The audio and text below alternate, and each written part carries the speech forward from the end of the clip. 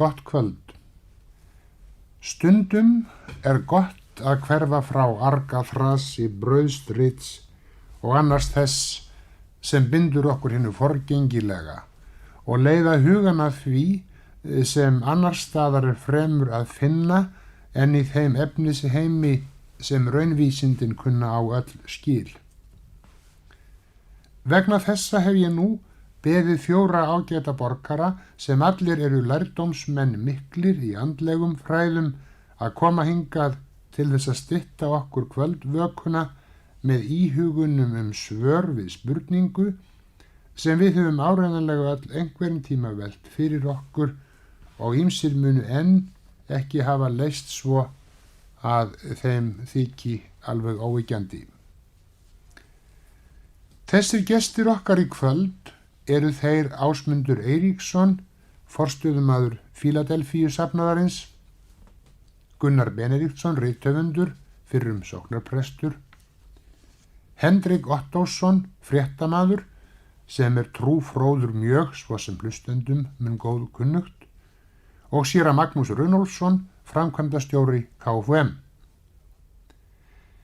Ég hef lagt fyrir þá spurningu sem þeir hafa lofað að svara með stuttum inngangserindum en að þeim loknum munum við hefja spjall það sem þeir kunna að verða ósammála eða annað sem gaman vera að fá á nánari skýringar eða ný viðhorf rædd sem í ljós kunna koma eftir að við höfum allir tekið tal saman.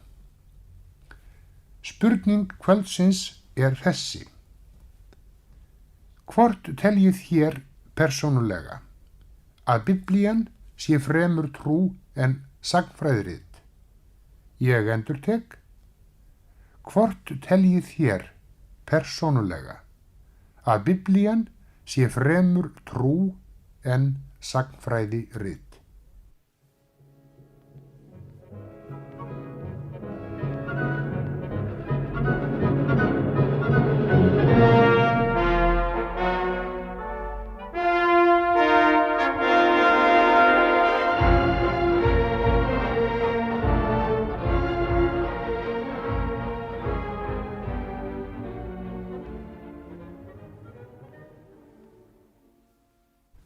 Ásmundur Eiríksson, forstöðumaður, hér fyrstur á mælendaskrá. Já, þessu get ég svarað eitthvað á þessa leið. Biblían bók Guðs skrifuð að vísu af ófullkomnum mönnum, en sem voru innblásnir og knúðir af heilugum anda. Þessa heilugu bók hefur Guð lagt í hendur syndugum mönnum í ákveðnum tilgangi. Það að segja til þess að hún fræði þá veginn til eilífs hjálpræðis og veiti þeim þekkingu á Guði. Þar af leiðandi Biblían óumdeilanlega bók trúarinnar, því það ómögulegt að skilja Guð nema fyrir trú. Eigi að síður Biblían sagnfræðilega á pörtum, en það hún ekki vegna sjálfra sagnfræðinnar, heldur vegna trúarinnar. Þá sagnfræðin látin lúta og þjóna trúnni og markmiðum hennar. Þegar óþekktur tíin gestur stígur inn í heimili okkar, kynnir hann sig og segir hver hann Í reisn sinni kynnir Biblían sig og segist vera orð Guðs. Síðan biður hún engan afsökunar á því hvað hún hafi sagt, hvort sem því trúað eða ekki. Sjálfa sig sem heild segir Biblían, allt orð þitt samanlagt sannleikur. Með þessari sterku yfirlýsingu lyftir Biblían sér eins og foldgnátt fjall yfir lágsléttu þá sem allar aðrar bækur eiga tilveru sína á, borið saman við hana. Leið og Biblían gerir þá kröfu til dauðlegra manna að þeir trúi því að hún sé Guðs orð. Þá segir hún að hún skuli svara til þeirrar kröfu sem menna sjálfsögðu, hljóta að gera til þeirrar bókar sem segist vera Guðs orð. Biblían berorð þörf mannsins eftir Guði. Hún segir þessa þörf mannsins: eins og hindin sem þráir vasslindir þráir sál mín þig, ó Guð. Þessari þörf sálarinnar segist hún geta svalað og fullnægt. Hún gerir það með þeim hætti að gjörvöll bókin frá fyrsta til síðasta blaðs talar á máli sem hjartað skilur. Hún opinberar okkur hugsanir Guðs, óumræðilegan kærleika hans og áform hans okkur til hjálpræðis. Í stuttumáli sagt, Biblían svarið við eilífa þorsta mannssálarinnar. Biblía þýðir bókin, þar að segja, hún bók bókanna. Þessi bók bókanna bendir okkur á eitt nafn sem hafið yfir öll önnur nöfn eins og bókin hafin yfir allar aðrar bækur. Þetta nafn segir Biblían: því að eigi annað nafn undir himninum menn kunna nefna oss ætlað fyrir hólpnum að verða. Þetta nafn Jesús Kristur, sonur Guðs. Eins og örn sem vekur upp hreiður sitt, vekur Biblían upp trúna í hjarta þess sem les hana sem Guðs orð. Og þessa vaknandi trú leggur hún síðan beint í frelsandi arma á sjálfum höfundi trúarinnar sem Jesús Kristur. Þá hefur maðurinn öðlast hið eilífa hjálpræði Guðs sem Biblían fræðir oss og boðar fyrir trú. Þess vegna Biblían ókrenkjanlega bók trúarinnar. Við hlýddum á fyrstu svör Ásmundar Eiríkssonar og nú kemur Gunnar Benediktsson, rithöfundur. Ég tel hæpið að tala Biblíuna sem trúfræðirit eða sagnfræðirit. Heldur vil ég nota orðin trúarit og sagnrit og hygg að það sé ekki fjær kjarna spurningarinnar. Nýja testamentið frá upphafi fyrst og fremst trúarit. Bréfin og opinberunarbókin túlka persónulega trúareynslu höfundi sinna, ýmist með beinutali eða með táknum og líkingum. Trúfræðirit eru þær bækur ekki, en upp úr þeim hafi verið unnar trúfræðilegar setningar og trúfræðirit. Guðspjöllin eru líka trúarlegs eðlis uppruna. Þau mega heita sagnrit að því leyti sem þau skýri í samhengi frá atburðum og ævi Jesú Krists. En þau eru ekki samin fyrir sagnfræðilegan áhuga, heldur fyrir trúarlega reynslu höfunda, fyrir persónlegt samband við Jesú eða kynni af honum fyrir milligöngu annarra. Postulasagan hreint sagnrit, en sagnrit trúboð, rituð af trúarlegum áhuga. Gamla testamentið aftur á móti sagnrit miklu margháttaðri bókmenntagreina. Mikill hluti þess eru sagnrit, svo sem dómarabækurnar og konungubækurnar, sem eru hluti af sögu gyðinga þjóðarinnar. Esrabók og Esterarbók og Rutarbók og fleiri eru meir sögur af einstaklingum. Krónikubækurnar eru einnig sagnrit en bera mjög keim ættartalna og annála. Mósebækurnar eru samsafn goðsagna og þjóðsagna, gamalli ævintýra, sögu og stórmerkra löggjafar gamallar menningar þjóðar. Spámannaritin flokkast undir predikanir sem hafa sögu að ívafi. Þá í Gamla testamentinu heil ljóðasöfn. Þar safn fagurra trúarljóða sem kenndur við nafn Davís. Ljóðaljóðin eru brennheit ástarljóð, orðskviðirnir og predikarinn eru safn spakmæla í ljóðrænu formi. Jobs bók eru söguljóð. Flest rit Gamla testamentsins eru með trúarlegu ívafi, enda til þess valin að það geti hentað sem trúarbók. Sá hluti sagnrita gyðinga þjóðarinnar, svo sem Makkabæjabækurnar, sem ekki þóttu einkennast nægilega ákveðnum trúarlegum tóni, voru lengi viðurloði við hinn ritin, en voru síðan útilokaður úr því safni sem gert var að trúarbók gyðinga og var síðan hluti af trúarbók kristinna manna. Bæði testamentin eru samsafn margra rita sem valin eru úr enn stærra safni rita og þau voru valin út frá því sjónarmiði hver velur þóttu henta til boðunar ákveðinnar trúarlegra stefnu.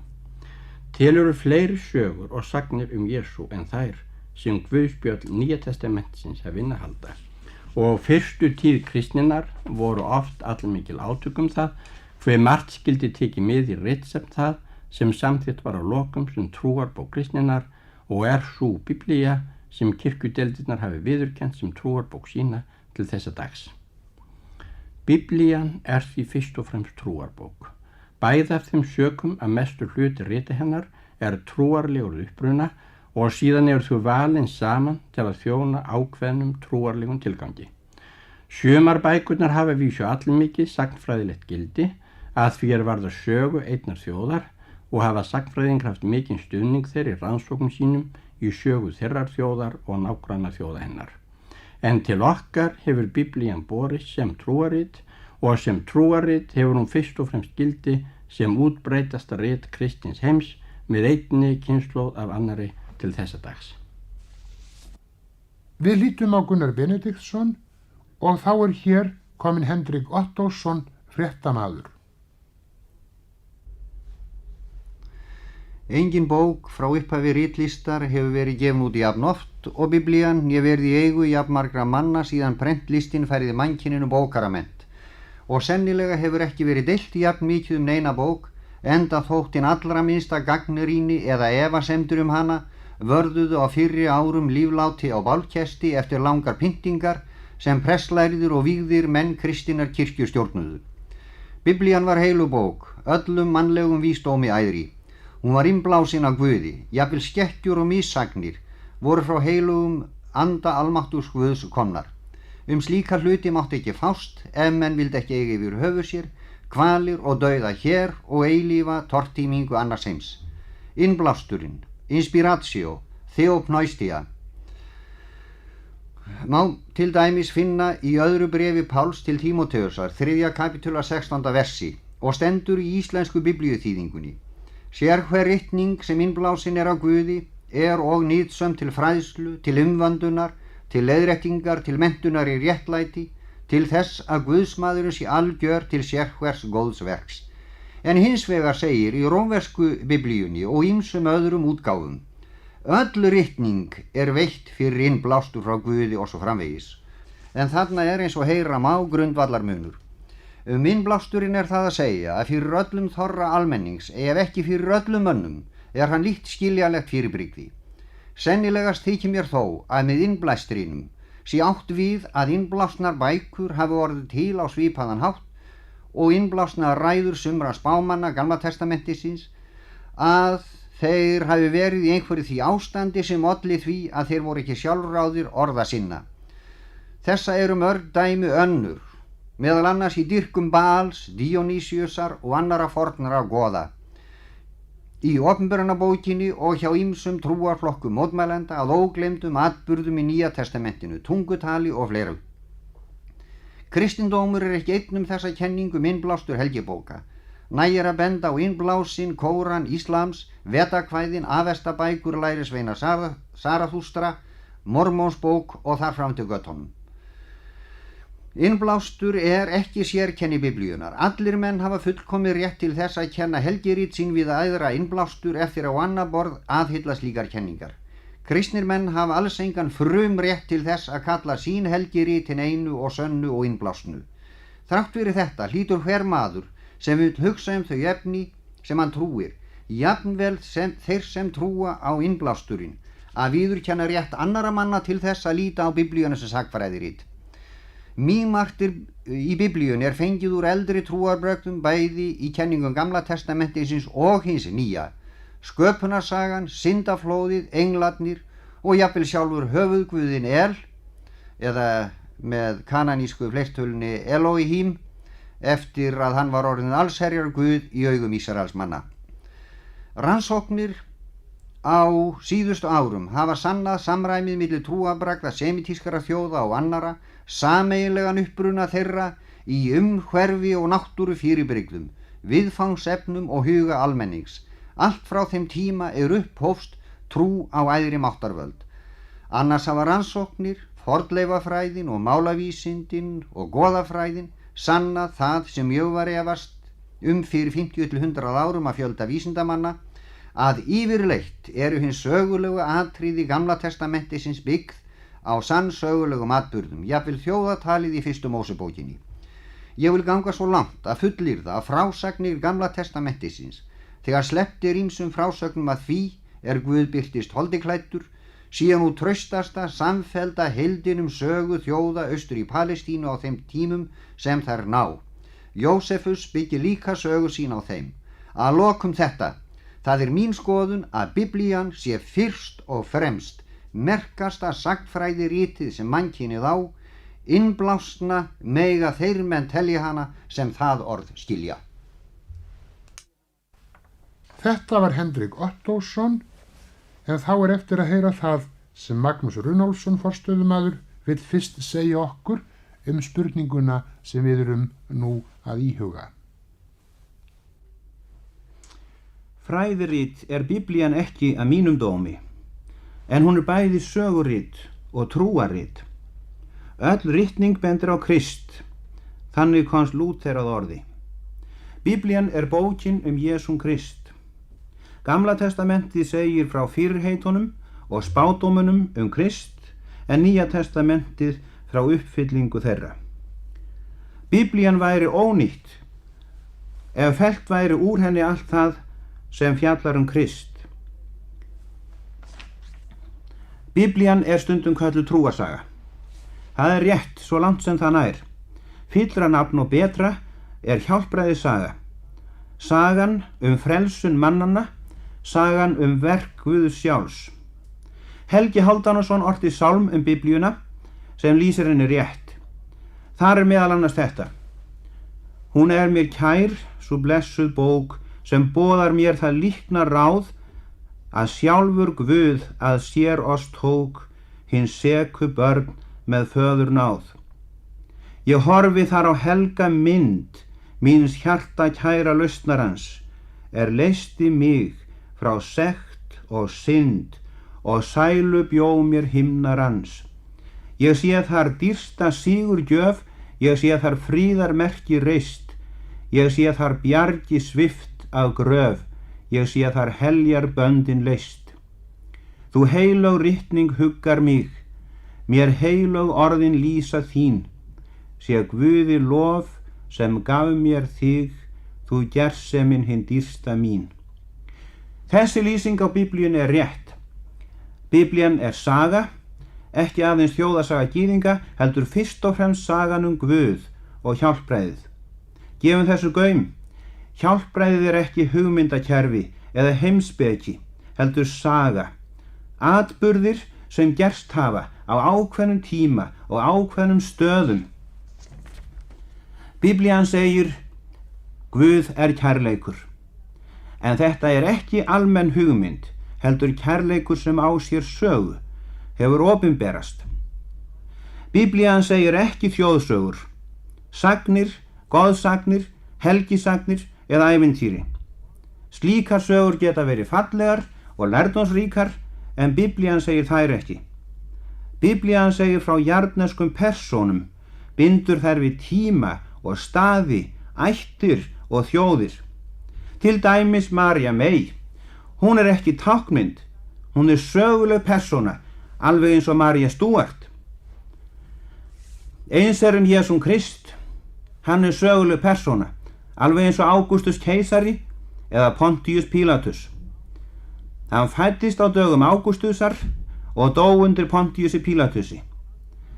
En hann var meira. Hann var sannur maður, en sömuleiðis sannur Guð. Hann réði við kröftum sem teljast ekki til náttúruaflanna. Verkum sínum lýsti hann sjálfur á þessa leið: Blindir fá sýn og haltir ganga, líkþráir hreinsast og daufir heyra og dauðir upprísa og fátækum boðað fagnaðarerindið. Og sæll sá sem hneykslast ekki á mér. Lærisveinum hans ber saman það að hann hafi risið frá dauðum. Þeir og þær hafa séð hann upprisinn, þreifað á honum, talað við hann, matast með honum og hort á að neita matar. Þeir gengu úr skugga að hann væri ekki andi, heldur hefði hold og bein eins og þeir sjálfir. Tala þeirra sem sáu hann upprisinn var 500, bæði karlar og konur. Nöfn þeirra margra eru kunn, en annarra ekki. Enginn þeirra hefur borið þann vitnisburð tilbaka og hefði þó mátt búast við slíku, því að ofsóknir, fangelsi, bál og sverð geta auðveldlega lamað þrek manna sem slíku sæta. Þeir innsigluðu vitnisburð sinn með blóði sínu. Stefán var grýttur, Jakob hálshöggvinn, Pétur krossfestur, Páll einnig hálshöggvinn og svo framvegis. Engan hag hafðu þeir af því að ljúga upp sögunni upprisuna. Ljómi stafar af breytni þeirra, þannig er sagan Jesúm Krist staðfest. Við lítum að Magnús Runólfsson og þá hafa hlustendurnir heyrt fyrstu svör ykkar við spurningunni. Mér er ljóst að samkvæmt hefðbundnum leikreglum rökræðna ættum við nú að taka til við að kryfja til mergjar hinn einstöku atriði sjálfrar spurningarinnar, gera fyrst nánari grein fyrir því hvað við væri átt með vissum þáttum hennar og reyna svo að þjappa efninu saman í kjarna sem unnt væri að skoða frá ýmsum hliðum. En ég mun ekki leggja til að við beitum þessar aðferð núna og þar ber margt til dæmis það að mér er ljóst að orðalagsspurningarinn er alls ekki óaðfinnanlegt og þess vegna getum við trúlega varðið öllum tímanum til þess að velta vöngunum yfir því einu. Það sem fyrir mér vakti var fyrst og fremst það að lofa hlustendum að heyra ólíkar skoðanir ykkar á einhverju því sem miklu máli skiptir bókanna, öllu fremur persónulegar en upprifjanir á trúfræðilegum staðhæfingum einhverja kirkjuhöfðingja og þess vegna langar mér nú fyrst að víkja til einhvers eins af því sem þetta varðar og halda áfram þangað til að tíminn er þrotinn. Það sem ég átti við með því fátæklega og sennilega alranga orði trúfræðiritt var það hvort Biblían væri ykkur annarkvort óskipt eða þá einkum sá hlutinnar varðar líf Jesú frá Nasaret, hvort þessi bók væri ykkur persónulega guðleg opinberun eða bara eins og þú sagðir áðan sér að Gunnar samsafn ýmis konar bóka sem vegna innihaldsins mætti í heild telja trúfræðirið. Það var þetta sem fyrir mig vakti og ég heldur ekki fremur að líta málið á þeim grundvelli en að taka til við að rekja innihald þeirra mörgu bóka sem nefndar eru bækurnar eða Biblía. Þess vegna langar mig nú til að fá svör við spurningu sem að ég vil orða svona.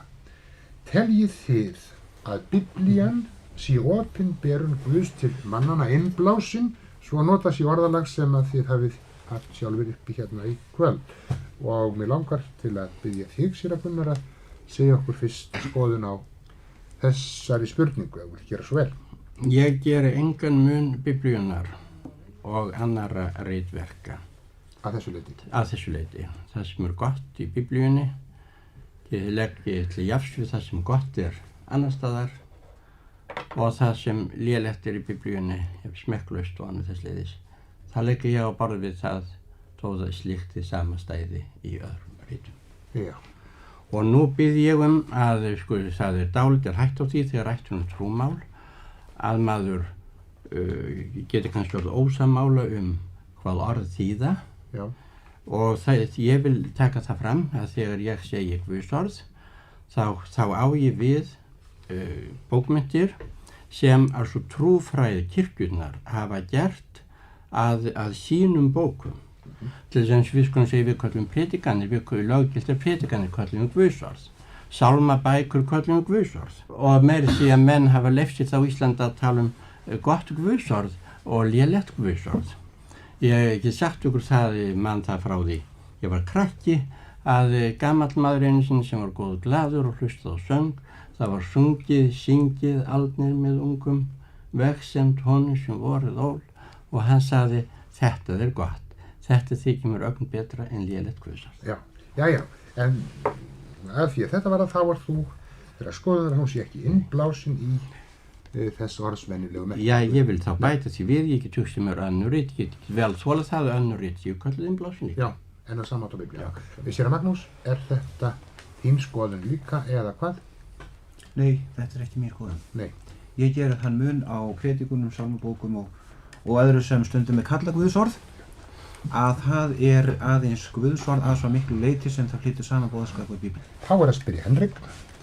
Já, það var sem séra Magnús sagði núna síðast að við skulum hugsa okkur til dæmis að sálmar Hallgríms Péturssonar og annara trúarhetja myndi það skoðast þá innblásið eftir guðfræðilegu mati.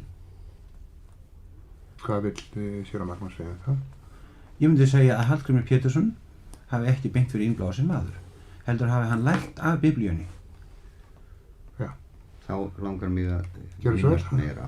Nú verðum við að hafa það hugfast að við allir hér viljum sannleikann, fyrst og fremst, það eins og hann birtist okkur, hverjum okkar fyrir sig, og að við séum sannfærðir, innilega sannfærðir þá hluti sem að við segjum. Nú vitum við það að Biblían ekki allstaðar hins sama. Til dæmis hafa menn á Vesturlöndum byggt sinn texta, Gamla testamentisins, á svokölluðum masoretskun texta. Það eru aðalega tvær biblíur, svo að segja. Það Biblían sem að notuð á Vesturlöndum, ég meina Gamla testamentið skrifa niður af prestum gyðinga, og svo hinn 70 manna útgáfan frá Alexandríu. Nú greinir þessar tvær útgáfur á Gamla testamentinu mjög á ýmsum hlutum. Og við þá fundi sem að hafa fundist í Qumran, þá kemur það fram að Alexandríu texti þeirra 70, mistkosti hvað snertir Jesaja, sennilega nær frumritunum. Þessi handrit eru þau elstu sem til eru af bókum Gamla testamentisins.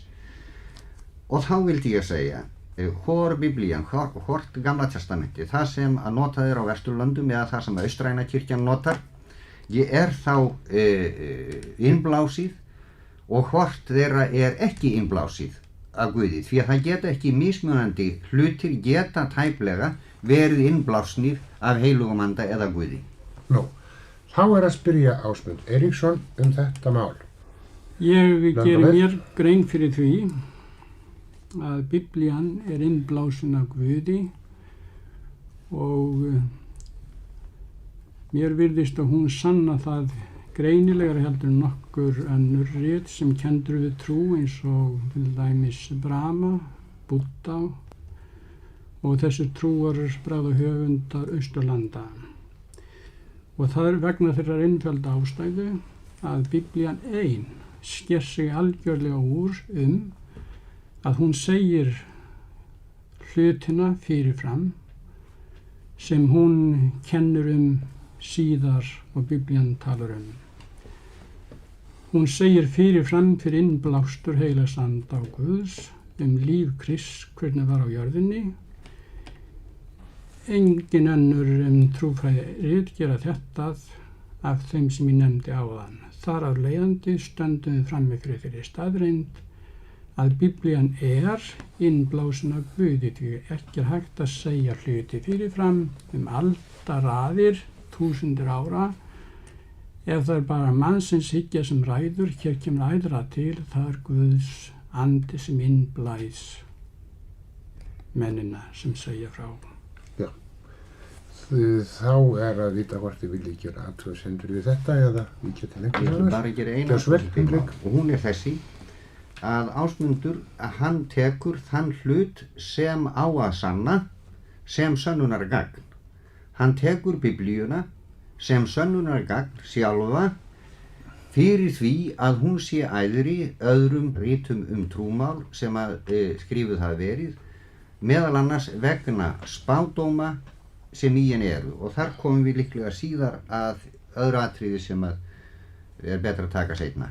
En mér finnst þetta ekki réttur málflutningur. Gunnar? Ég vil benda Ásmundi líka á það að það eru vissir hlutir í Nýja testamentinu sem voru skoðaðir sem spádómar, eins og til dæmis bráðan heimsendi, en reyndust ekki sannir spádómar. Og svo fleira að þegar að á daginn kemur það hægt að útskýra eftir á, margt betur og fella saman þegar hlutinir eru vitiðir. Viðurkenndi þessu síðasta hjá Gunnari Benediktssyni heimsendi sem kemur fram í Nýja testamentinu. Hann segir að það verið spáð að þetta innan tíðar, jafnvel á tíð þá lifandi manna, því til að svara að eftirvænting, það allt annað eftirvænting þess sem lifir í trúni heldur en hitt sem skjalfest í spámannsritum eða sögnum Gamla testamentisins eða Biblíunnar yfirleitt. Guðsfólk sem var upptendraðu heilar í trú og innblásin í trú í Nýja testamentinu, það vændi endurkomið frelsara síns svo sterklega að það staðfest ekki alltaf við trúar afstöðu sína á hinum skrifaða orði vegna þess að það getum við sannfest á því að Kristus sjálfur sagði það vissi engin stundina sem hann myndi koma aftur og þeir sem bindu heimsendur við komi hans þeir tekti ekki ritningarnar eins og skildi. Gunnar? Það sagt að í Gamla testamenti sé spádómur Jesú og Nýja testamenti lagfærir hlutin þannig að það geti orðið. Hitt víst að spádómar Gamla testamentisins Messías voru veraldlegan konung sem myndi losa gyðinga undan ánauð erlendra ríkja. Og það eru til þess skoðanir, meðal annars hef ég haldið fram, að þannig hafi verið trúað á Jesú á meðan hann var á lífi og að þannig hafi hann meira segja litið á sjálfan sig og af þeim sökum hafi hann verið tekinn af lífi sem uppreisnar maður. Ásmundur? Já, þannig ég seint ekki sammála vegna þess að það sést greinilega í Nýja testamentinu að þessum trúða á hann vildi taka hann sem sterkan og verulegan konung. Þeir pressuðu aðra hlið á sama máli og að mjög. Kristur verður konungur yfir öllum heimi, segir ritningin greinilega, en þeir fluttu þetta heldur og mjög nálægt sér vegna þess að hann þurfti að líða og þjást og deyja fyrir syndir manna áður en hann yrði konungur yfir öllum heimi. Þeir tóku hérna jarðnesku dýrð og pressuðu hana fram en gengu fram hjá hinu. Segir í Pétursbréfinu, þeir rannsökuðu til hvers tíma andinn vitnaði sem töluð af, þegar þeir sáu og greindu þjáningar og píslir Krists og dýrðina þar á eftir. Viljið þið segja eitthvað meira um þetta hinnir? Mér langar að spyrja Ásmunda í sambandi við þetta að Kristur þjáðist og dó. Það er kenning kristinna manna. Þeir eru að mista kosti sem að byggja á orðinu eins og það er. Kristur þjáðist og dó til að friðþægja fyrir syndir. Eru allir menn samkvæmt skoðunum ykkar tveggja sem að eru virkir í kristilegur starfi, það skoðun ykkar að þeir menn sem að ekki meðtaka þann boðskap að þeir verði ekki aðnjótandi þeirrar friðþægingar Krists sem að þið talið Magnús, vilt þú svara þessu eða ég að byrja Ásmund að gera það? Já, bæði vildi ég fá að svara þessu og öðru sem Hendrik Ottursson bar fram áðan. Gjör svo vel. Og vildi ég nú byrja á því. Já. Hann myndist á hebreska textan á Gamla testamentinu grísku þýðinguna, Septuagintu, og vildi fá úr því skorið hvort væri áreiðanlegra. Ég býst ekki við því að ég geti gert mig að neinu kennivaldi í því efni hvort sé áreiðanlegra og vil ekki fara að skera úr fyrir heila kirkjudeildir. En annað mál er það að upprunalegri hlýtur gyðinglega í textin að vera og það hlýtur að vera kappsmál allra kristinna manna að komast sem næst frumtextanum án þess að því marki verði kannski nokkuð tíma náð eftir finnast aldrei frumhandrit. En þá má vel búast við því að það megi enn komast miklu nær þeim texta sem réttur nálgast hinn rétta texta enn meir og meir með handritarannsóknum. Þetta getur vel verið, en þetta haggar ekki innblástri Biblíunar. Því að innblástur Biblíunar er alls ekki bundin við það hvort okkur vantar einstök orð Krists eða ekki, eða hvort við höfum öll orð Móse eða ekki, eða öll rit hinna helgusbámanna eða ekki. Innblástur Biblíunar er ekki svona vélrænni eins og menn viljast halda. Innblástur Biblíunar er andlegt atriði. Guð hefur talað og þegar hann hefur talað út þá er hann talað nóg, hvort sem það er sagt í mörgum bókum eða fáum, með löngum textum eða stuttum. Lúther sagði að það væri, ég skal ekki sítra það því ég veit ekki hvernig hann sagði það, en hann kallaði Jóhannes 3:16 litlu Biblíuna. Svo elskaði Guð heiminn að hann gaf son sinn eingetinn til þess að hver sem á hann trúi glatist ekki, heldur hafi eilíft líf. Og mér er það ljóst að þetta litla vers segir allan boðskap Biblíunar. En ég tók það fram í inngangserindi mínu að Biblían væri sögurit. Og ef við hefðum ekkert nema þetta litla vers, þá vantaði okkur alla söguna. Við verðum að hafa söguna af því að Biblían segir frá sögulegum hjálpræðistrúarbrögðum. Þetta var fyrra atriðið. Já. Og seinna atriðið verða þeir einir hólpnir sem trúa á Krist. Er það ekki að hann innihald frífæðingarkenningin? Já.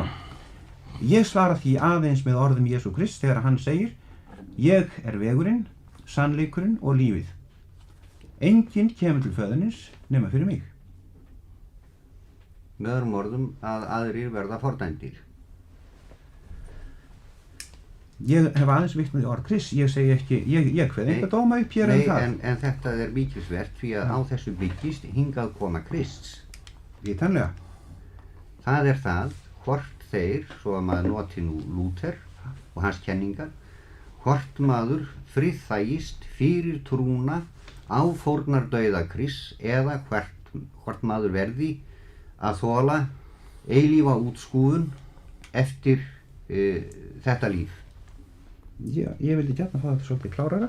Ég er ekki viss um að ég hef skilað rétt. Ég skal reyna einmitt þessi grein frá Jóhannesi sem að ég er sammála séra Magnúsi að sé eiginlega grundvöllur kristindómsins. Hún segir berum orðum þetta að maðurinn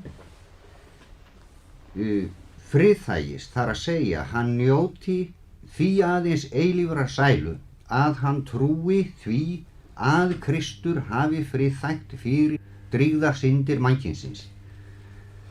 En þar með vil ég fá svarað frá prestlærðum eða starfandi kirkjunarmönnum.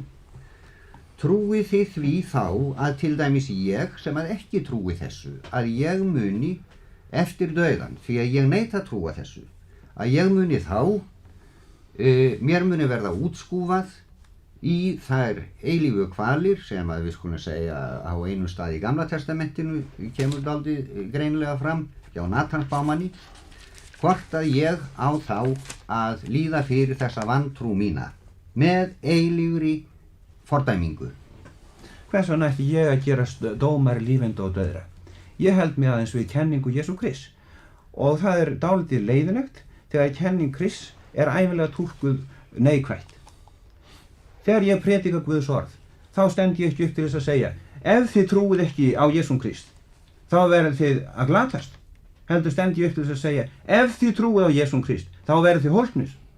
Já, en hinir sem ekki trúa. Hvers vegna þarf ég endilega að fara að fordæma menn? Nei. Hvers vegna má ég ekki boða fagnaðinn til Jesú Krist án þess að fordæma þá? Ég er ekki að biðja þig að fordæma séra Magnús. Ég er bara að spyrja hvað er skoðun þess opinbera kristindóms sem þið tveir starfandi kristnir menn sem að þið aðhyllist. Beinurðu mér? Já, til þeim. Hér liggur Biblían á borðinu hjá okkur og ég flett upp á henni og það stendur hér: og ég sá mikið hásæti hvítt og þann sem í því sat og fyrir ásjónu hans hvarf himinn og jörð og þeirra sá engan stað og ég sá þá dauðu stóra og smá að standa frammi fyrir hásætinu og bókum var lokið upp. Og annarri bók var lokið upp og það var lífsins bók og hinir dauðu voru dæmdir eftir því sem ritað var í bókunum samkvæmt verkum þeirra. Og hafið skilaði hinum dauðu þeim sem í því voru og dauðin og hel skiluðu þeim dauðu sem í þeim voru. Og einn og sjarkur var dæmdur eftir verkum sínum og dauðanum og helju var kastið í eldstíkið, þetta er en annar dauði, eldstíkið.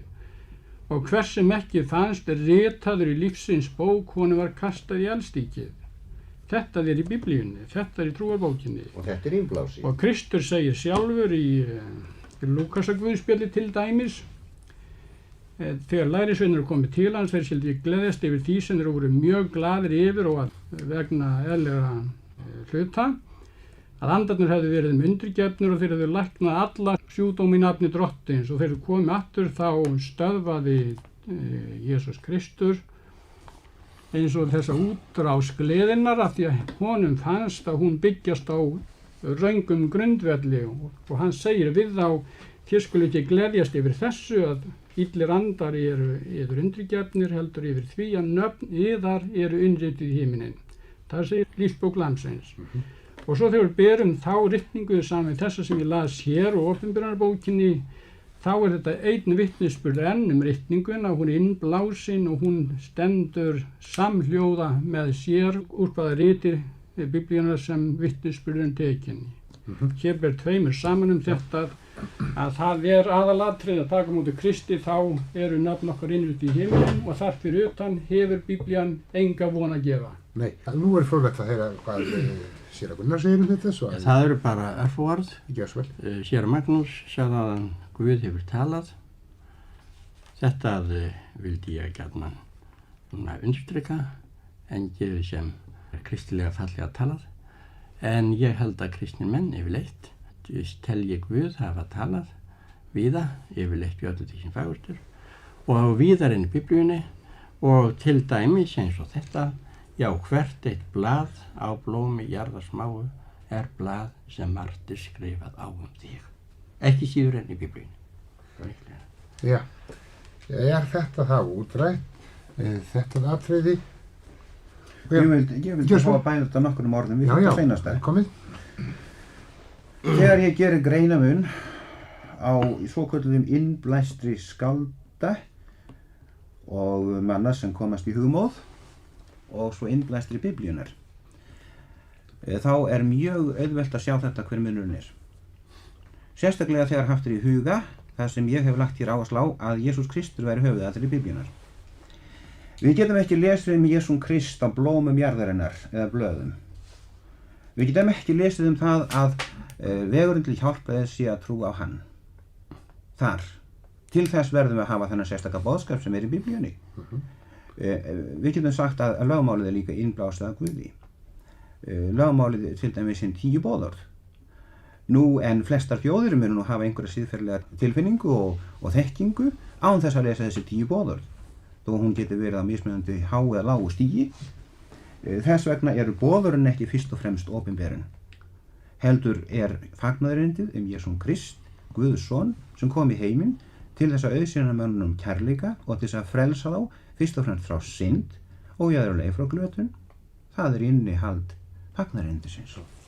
Þetta positífa, það jákvæðast af Jesú Krist. Sambandinu innblástum á Ísbyrðið Magnús, dálítið fróðlegt að fá að vita það hver skoðun ykkar er á því. Nú voru ýmsir aðrir menn en Páll postuli og guðspjallamenninni sem að hafa talið sig innblásna, fólk hefur trúað að þeir væru innblásnir. Haldið að þessir menn, til dæmis ýmsir þeir sem er svokölluð æðri trúarbrögð eru kennd við. Haldið þið að þeir hafi verið samferðir það á einhvern annan hátt að þeir væru innblásnir, minnast til dæmis Múhameð Búdda, heldur til dæmis Páll frá Tarsus. Þeir sjálfur, mennirnir sem tóku á móti þessum innblæstri á ofan.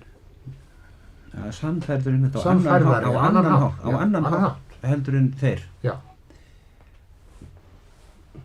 Hér náttúrulega getur verið tvennt sem kemur til greina, annað hvað mönnunum fannst, já, og hitt hvað í raun og veru var. Ég álít að munurinn liggi í því, ekki í því hvað mönnunum fannst, heldur hvað raunverulega lá til grundvallar. Já, einmitt.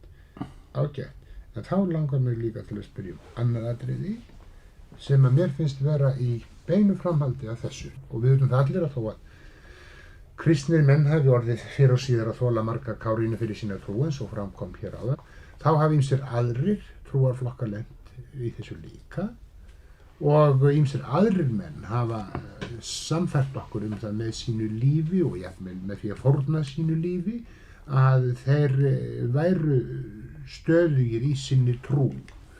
Og þá langar mig til að spyrja, haldið þið að fullvissan samfélagi við Guð sé óáreiðanlegri, óvissari, öðruvísi hjá Búdda munki í hugleiðslu en kristnum manni við bænagerð? Haldið að mennirnir skynji þetta öðruvísi? Miðlarnir, annars vegar miðlarnir, þeir sem að miðla þessu, meðalgangararnir milli Guðs og mannanna eins og það var orðað í mínu helgarberi, og svo sá venjulegi trúaði maður. Skynjar þetta öðruvísi? Hvað haldið þið það? Ég er sannfærður það. Það er skynjuð vana það? Já. Já. Það vantar algjörlega þá öruggu fullvissu sem Guðs andi gefur samkvæmt ritningunni og kenningu hennar, sem við getum sagt með þessum orðum Biblíunnar: andi Guðs vitnar með vorum anda við erum Guðs börn. Þetta er vitnisburður ritningarinnar. Ja. Þegar við tökum þá trú samkvæmt því sem ritningi kennir. Og viðkendi þessu sem þú segir, Sigurður, með Búdda, þá bara getur heilbrigð skynsemi sagt okkur þetta næri ekki neinni átt að jafna þessu saman. Vegna þess að nú var hann uppi löngu fyrir Krist, sagði það sjálfur að hann væri búinn að fæðast, endurfæðast í lofti, í sjó, á jörðu, í helvítu, í himninum. Og hann sagði þetta, já, og meira en það, hann sagði það að hann hefði fæðst í næstum allslags líkum, held í fíl og héra og öllum tegundum sköpunarinnar. Nú sagði hann að fullkomleiki hans trúarbráða væri það að fara í algleymi. Þrátt fyrir það, þó hann kendi svona, og hann er dáinn löngu fyrir Krist, þá eru milljónir Indverja sem biðja enn þann dag og hafa alltaf biðið síðan í nafni þessa trúarföðurs síns, og þá skiljið þið bara af skynsemin einni saman, haldið að þetta gefur nokkra huggun og hugsvölun þeim manni, þó hann sé sefjaður kannski gegnum tilfinningalífið, að fara þessa leið í bænagjörðum sínum. Það er útilokað. Nú á ég ekki hér að rökræða. Með það samt sem áður fróðlegt að fá þessu skorið, því að ef að búddistinn, ef að hann skildi nú skynja þetta á sama hátt á kristni maðurinn, þá finnst mér að hann sé að ætti að vera tiltölulega víta lítill gagnvart sínum Guði á efsta degi, og að þess vegna eigi nú alla að sveifla yfir honum eldi bröndum. En þetta má vel vera misskilningur að minni hálfu. Hvað segir þú þetta, sér að það? Ég álít að þegar að kristinn maður segir ég einn hef á réttistanda, hinn þar með fals, að þá birtist í því mjög ókristilegur hofmóður. Og ég hef kynst ýmsum mönnum. Er það að skilja á okkar orðum? Ég segi það að það kom ekki til nokkur mála að aðrir menn hafi fengið samskonar opinberanir og fulltrúa kirkjunnar. Fyrir utan það að ég tel það alveg sérstaklega fagnaðaríkti fyrir okkur að sem mest af heiminum eigi sína altså spámann sem virkilega hafi getað beint braut til góðs lífverðnis og hreinsað sálir þeirra, hreinsað hugsanir þeirra. Það hafa þessir spámenn gert. Ég efast að þeir taki sitt hlutverk á nokkurn hátt og alvarlegar heldur en kristnir menn. Það er náttúrulega ekki saman hvað kristnir eru, við Íslendingar yfirleitt höfum alltaf tekið þetta mjög svo lítið alvarlega. Búddatrúarmaður austur Kína, hann tekur þið yfirleitt miklu alvarlegar. Annarkvort er hann búddatrúarmaður og tekur það alvarlega, eða hann er það ekki. Ég var hér með eina spurningu sem að mér fannst nú dálítið fráleitt að fá svara, og það var þetta. Teljið þið að Biblían allar þær bækurinnar sem menn urðu loksins sammála að ættu þar að vera, þeir aldrei sé allar jafn nauðsynlega til skilnings á Kristi. Þeir eru sumar þeirra fyrst og fremst sagnfræðileg rit sem lítið ekki eitthvað skilt við persónu Jesú frá Nasaret. Ég spyr að þessu vegna þess að séra Magnús vitnað áðan þann stóra stríðsmann Martin Luther sem fullyrt að öll ritningin benti á Krist. Gamli sáttmáli verið bækur fyrirheitan og sá nýju fyllingar, með orðum að Biblía verið raunin samræmd heild þó hann sé margbreytileg eins og við vitum enda víða til víðað. Hvað segir Henrik um þetta atriði? Ég segi það eitt sagt að ég vil mótmæla þeirri skoðun að Gamla testamentið yfirleitt trúarbók gyðinga og sagnarritun að hún sé á nokkurn hátt undirstaða eða bending til þeirra sögulegu persónu Jesúsar frá Nasaret sem frelsara heimsins. Ég tel að bækur Gamla testamentisins séu bækur út af fyrir sig sem að hafa sitt eigið gildi sem varða þá menn sem að höfðu þær sumpart fyrir trúarít, sumpart fyrir sagnfræðirít en bendi ekki á neitt. Ekkert fyrirheit þar getur nema með því að nota Nýja testamentið sem aðstoð fyrir þeim málstað, orðið sönnunargagn fyrir því að Jesús Kristur frá Nasaret hafi verið frelsari mannkynsins. Nú, þetta er mjög skýrt og ætla ég nú að ekki munir þú sammála þetta, kæri Ásmundur? Nei, ég er ekki sammála það og er búin að fletta strax upp orði sem á að svara fyrir mig. Þegar Kristur á leiðin til Emmaus og slæst í för með lærisveinunum, þá segir hann hér: Þá sagði hann við þá: Ó þér heimskir og tregir í hjarta til að trúa öllu því sem spámennir hafa talað.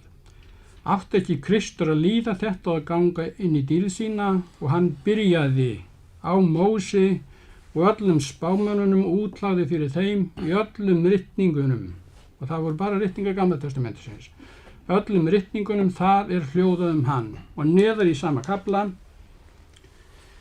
segir hann hér, þegar hann er upprisin: En hann sagði við þá: Þetta eru þau orð mín sem ég talaði við yður meðan ég enn var með yður, að ræta skildi allt það sem ritað er í lögmáli Mósi og spámönnunum og sálmánum mig.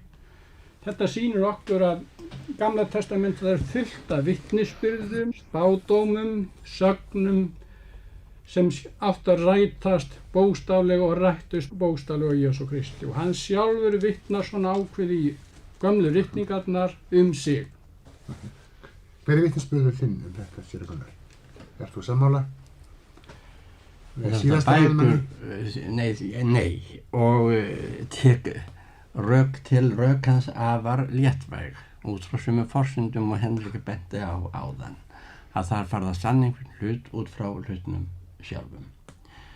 Þegar náttúrulega samband Gamla og Nýtestamentisins, það er auðvitað sögulegt og sambandið er það, ég tók það fram áðan, sambandið er þetta sögulega að þeir hafa spáð konungi frelsara þjóðarinnar, þar að segja úr erlendri ánauð, og þjóðin trúir því að þegar Jesús kemur fram, hann sé þessi maður. Þegar að hann hefur lotið lægrahaldi, þá breytist það á annan veg. En að það sé allt í jafn gilt, það er maður komin á ákaflega lágt stíg, svona með smekk og allt þess aftur. Ef maður vill taka öll rit biblíunnar á jafn gild, og fyrir utan það hvað þau eru ákaflega ólík og sundurleit, enda af hvers konar stofni, sögurit, predikanir, lofsöngvar, ástarljóð, almenns fagmæli á borð við hávamál og þess áttar, mjög fagurt, en yfirleitt að sem heild verður er það ekki. Já, ég vildi bæta nokkrum orðum við þetta. Gjörsvel. Þegar sagt er að ekki verði sannað að neitt samband sé á milli Nýja testamentisins og Gamla testamentisins nema út frá Nýja testamentinu, þá er þetta algjörlega út í hött. Ef við lesum spádóma Gamla testamentisins, þá sjáum við það að þeir eru þannig að þeir hafa ekki ræst. Ef við sleppum Nýja testamentinu, hafa þeir aldrei ræst. Ef við höfum Nýja testamentið, þá hafa þeir ræst með Kristi. Hann vitnar sjálfur í Gamla testamentið það að hann sé uppfylling spádómanna. Ef við tökum dæmi, 2 og 2 eru 4, þá er fyrir hlutinn fyrir framan jafnaðarmerkið, það er Gamla testamentið, og fyrir aftan jafnaðarmerkið er Nýja testamentið. Er ekkert samband á milli þessara tveggja hluta. Úr því að 2 og 2 standa öðrum megin, þá hljóta að standa 4 hinum einn. Úr því að spádómarnir eru í Gamla testamentinu, þá hlýtur Kristur í Nýja testamentinu að vera uppfylling þeirra. Alveg rétt. Nú, ég verðum ekki að leyfa Hendrik að segja eitt orð þetta, bara örstutt, við erum alveg að vera þrotnir. Það munu vera í heiminum núna lifandi 6 milljónir gyðinga sem að hafa Gamla testamenti fyrir sína trúarbók.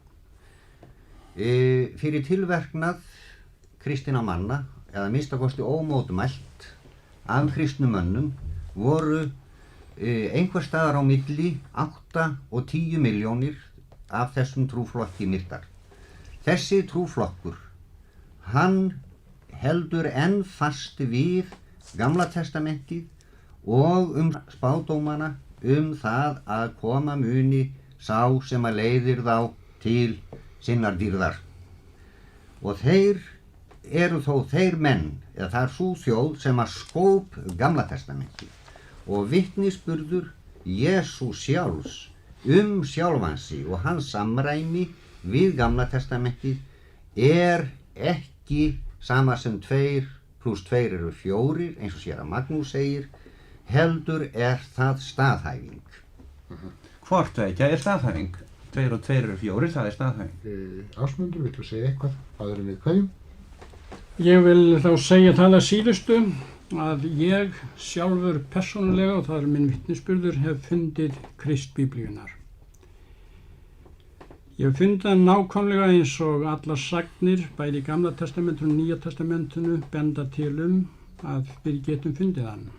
Eignast það sama sem Biblían talar að sá eignist sem tekur hann trúanlegan, og þannig hefur hann, Jesús Kristus, sem sonur Guðs, sem ekki beið ósigur á Golgata, heldur rís þar í tign sinni sem frelsari og endurlausnari alls mannkyns. Þann Jesús hef ég fundið, frið og hvíld í honum og von fyrir eilífðina. Takk að þið fyrir. Séra Gunnar? Ég get að lokum að þakka ykkur fyrir spjallið og lýst því yfir að síðustu að Biblían hefur verið mér mikil bók og eingöngu fyrir það að ég hef leyft mér að taka hana og bestu bækur hennar eins og hverja aðra góða bók. Rannsaka hana, brjóta til mergjar ævintýrin, þjóðsögurnar, setja í sögulegt samhengi, alveg eftir nákvæmlega sem reglum og maður fæst við Sturlungu eða hvert annað rit. Takk að þið, séra Magnús. Mér langar aðeins til þess að minna á eitt spádóm í Gamla testamentinu sem ég þykir feiknilega vænt um. Þið ráðið því hvort þið teljið hann hafi nokkurn tíma ræst. Það er hjá Jesaja í 53. kapitúla, í 5. versi. En hann var særður vegna vorra synda og kraminn vegna vorra misgjörða. Hefningin sem ég hefði munnið til kom niður á honum og fyrir hans benjar urðum við heilbrigðir. Takk. Hendrik? Ég vil þá fara með mína trúarjátningu. Það er fróðlegt að heyra hana. Hún er svona. Ég trúi því sannleiki að sigurinn þinn að síðustu vegina jafni og þér vinn ég konungur það sem ég vinn og því geng ég hyklaus og vonglaður inn í frelsandi framtíðarnafni.